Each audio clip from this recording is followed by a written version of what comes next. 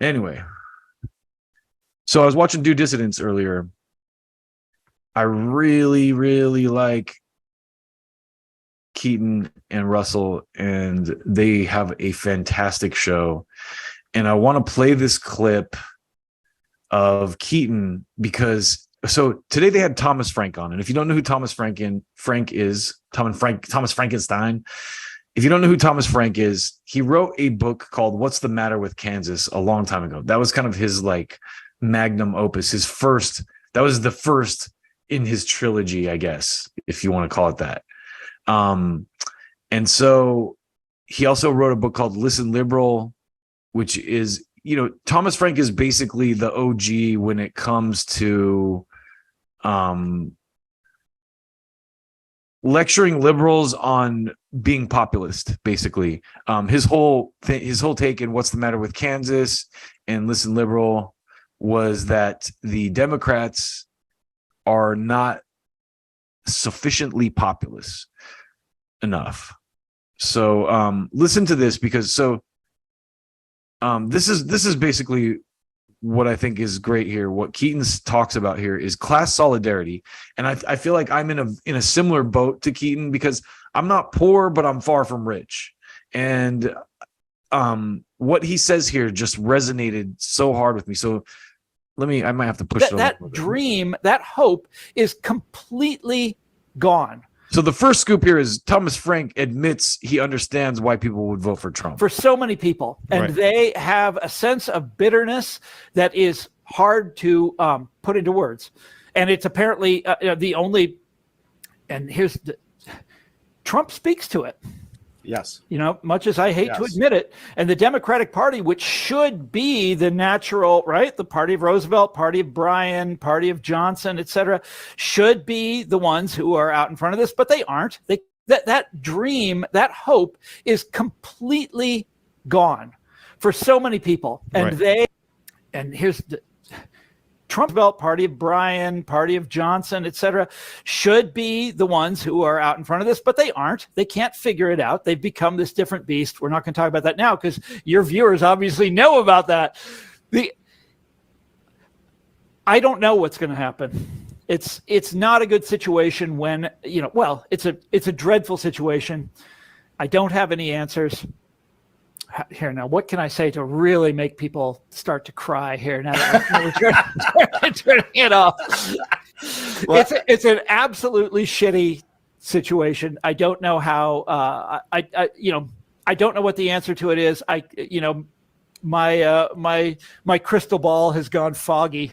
I can't tell what's going to happen. And right now, it looks like God. I'm not going to say it. Okay. Well, no, I'm done. What were you going to say?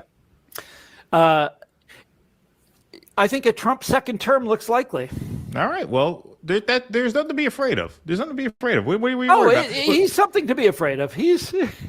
I don't think so. Look, what I would say is when you speak to that level of hopelessness, that level of despair, because I started out the 2020 cycle somewhat radicalized, but I was not a Bernie or Buster at the start of that cycle. I was convinced that Trump was worth getting rid of. But then a couple of people talked to me. They said, when you talk about people who need medical debt cancellation in order to live, in order to keep a roof over their head, or people who need universal health care or need their student debt forgiven or need these things that Bernie's talking about, if they stand up and say, okay, we are willing to go all in for this and threaten the Democrats with annihilation if they don't capitulate.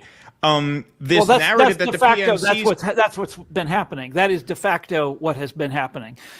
But what Keaton's saying, this next piece of what he says is the absolute most profound, most important thing that anyone who considers himself progressive or leftist should hear and take note of. Since, for years. And that's the message of What's the Matter with Kansas and the message of Listen Liberal. And that message never got through. The message at a certain point, my wife works at a hospital. We're not poor, right? You're obviously not a poor man. Russell is not a poor man either. Look at all those books. Look at all those books.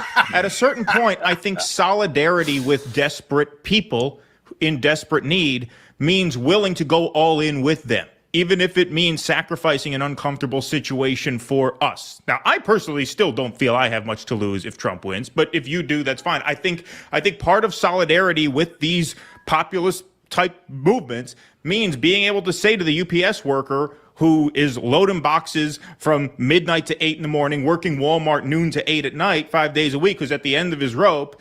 Part of solidarity with those workers is saying, we are with you in demanding what you need, or else we will let this country burn.